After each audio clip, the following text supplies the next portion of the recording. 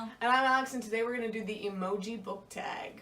Yes, so we were tagged in this by Jay's Book Castle, and we're going to leave the people who were tagging down below. But I can tell you that it is A Tale of Two Sydneys, as read by Holly, and... Library Scented Life. There we go. Perfect.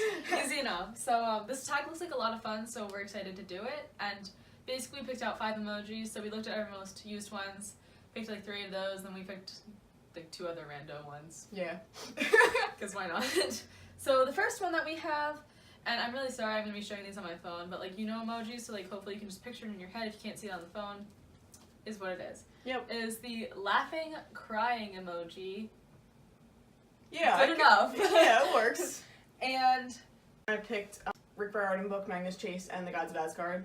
This one is actually the first one, sort of summer, but I laughed through all of them. It's mostly just because of the random stuff that is said, and especially the chapter titles, especially, you know, like the first one, Good Morning, You're Going to Die. Like, I just find his chapter titles really entertaining, and some of the, like, deadpan and sarcasm that he puts into these books it kills me. I die laughing. what I picked out was The Hunger Pains, a parody by the Harvard Lampoon, and this is actually one of my all-time favorite books. I haven't talked about it at all yet. You haven't. But I freaking love this book. It's actually the only book that I've ever reread. Go me. And I'll probably read it again sometime, because I feel like as I get older, like it gets funnier. Like I first bought this in 5th grade. Mom, why did you let me buy this? Why did you let me buy this? Because then I read it again in like 7th grade, and I was like, holy shit, like, 5th grade me didn't know anything. And then high school me is gonna know even more than 7th grade me knew, so it's gonna be fantastic. So basically, she's a really thin boy too. If you didn't guess, it's based on the Hunger Games, and it's a parody, so like everything is making fun of it basically. So like I'll just read you the back so you can get a nice vibe of how it is. When Can't Kiss Never Clean replaces her sister as a contestant on the Hunger Games, the second highest rated reality TV show in Peaceland, behind Extreme Home Makeover, because duh. Because duh. She has no idea what to expect, having lived her entire life in the telemarketing district's worst neighborhood, the Crack. Can't Kiss feels unprepared to fight to the death while simultaneously winking and looking adorable for the cameras. She doesn't. But when her survival rests on choosing between the dreamy hunk from home, Carol Hanstomstein, or the doughy klutz, Pita Malarkey, and it's Pita, P-I-T-A, like the bread. Like the bread. Just putting it out there. Can't Kiss discovers that the toughest conflicts may not be on the battlefield, but in her own heart, which is unfortunately on a battlefield. So it's fantastic. I mean, like, this book it deserves all the stars in the world because it's hilarious. And I'm sorry if you don't find this funny, because like your sense of humor is the trash. I'm sorry, because I think this is great. I need to read that. You really do. It's such a quick read too. You can read it like in a day. It's perfect. Exactly. All right. What is the next The next one? emoji is the kissy face emoji. Yeah, not gonna lie, I sent this to my boyfriend. No shame there. But you can go first again. Okay. I'll be nice. So my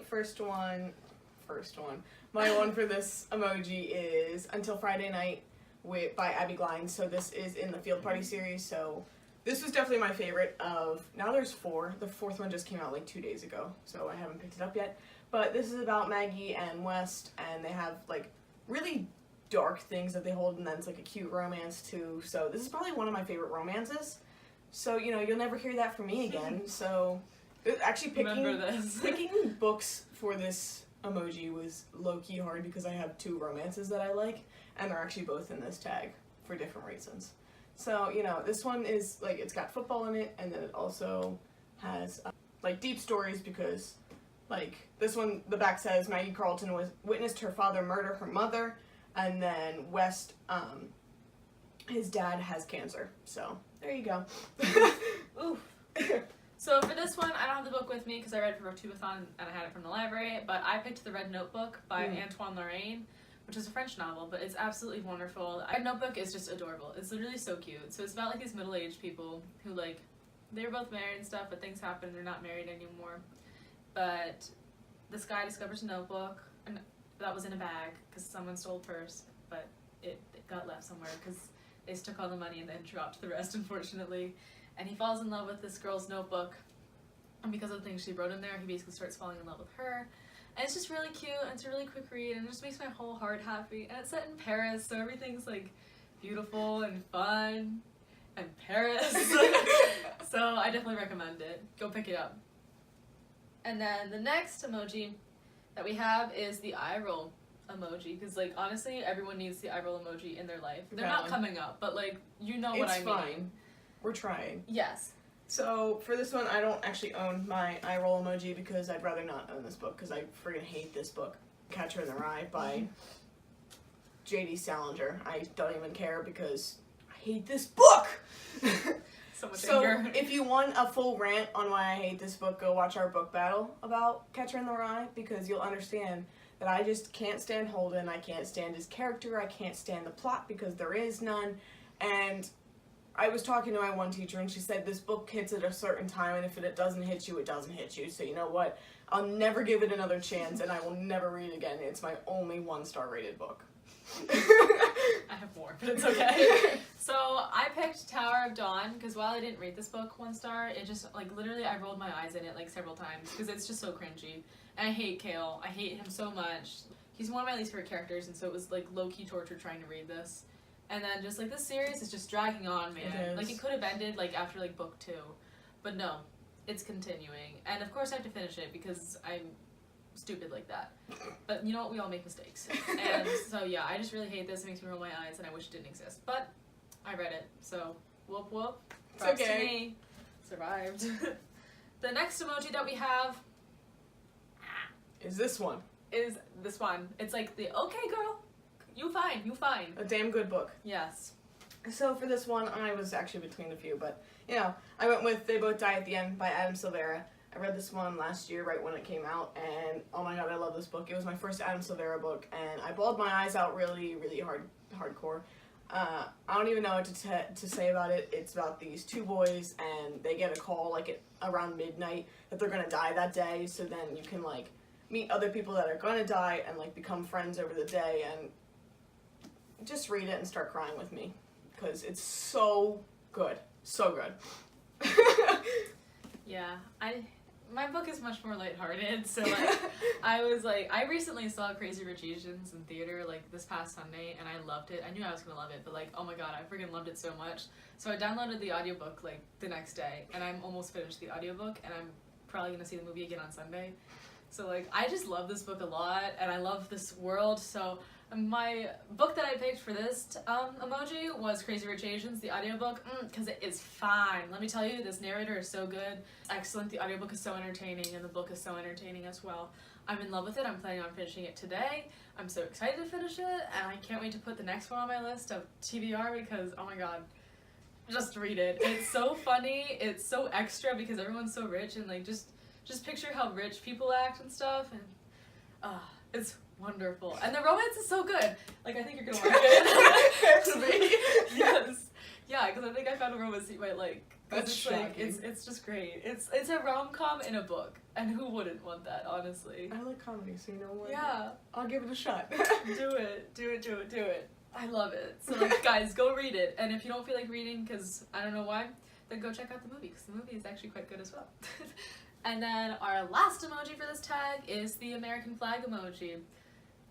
Yay, America. Patriotic. So for this one, we kind of just winged it because I haven't read like any patriotic books. So I've read like a few and they're like nonfiction. But this one qualifies. This is my other romance that I like. This one's probably my favorite all-time romance. It's The Wrong Side of Right by Jen Marie Thorne. So she didn't know her father. I forget her name. I read this book like 2 or 3 years ago. Didn't know her father, and her father actually happens to be the candidate for the presidency, and she starts to fall in love with the son of her father's rival, so the other candidate from the other party. So I find this book really cute, and you get to the point where it's like a countdown to election day, and then election day happens, and everything that happens after it just like is heartwarming because it's kind of like, especially in today's world, you can see like the divide of parties, like it doesn't matter, and how everyone comes together and how it doesn't really matter what party you're on, and it's a really cute romance, and it's patriotic because, you know, presidency and running for office. America. And the other book I picked was actually a romance as well. So I picked Lola and the Boy Next Door, which is book 2 of Anna and the French Kiss. And for me, this kind of, like, it's an American-esque novel. I'm going to try and justify it. So it's set in San Francisco, and the setting matters a lot in this book. Like, it's very descriptive of the setting. And I feel like San Francisco is just like one of those American cities that like you know about even if you've never been there, like you've seen pictures of it, like come on, everyone knows what this bridge is. Come on. So the setting matters a lot, and I feel like that's a big part of these books. And if you've read Anne and the French Kiss, then you know that French culture and France is really important in that book. So I feel like this one is like American culture, and America is really important in this book, but it's still romance, and it's really good. Man, this is my favorite one in the trilogy, not gonna lie. So read it if you even don't want to read the other ones, but I recommend that you stop after this one because Isla and the Happily Ever After is kind of trash. So that's my book for this one. There we go. And that's it for this tag. We're also gonna put the people who we tagged down below, so if you missed at the beginning of the video, you can just look down there and see if you were tagged, and if so, go ahead and make this video. It's a ton of fun. I know we had fun, so hopefully you'll have fun as well. But that's it for now. Bye.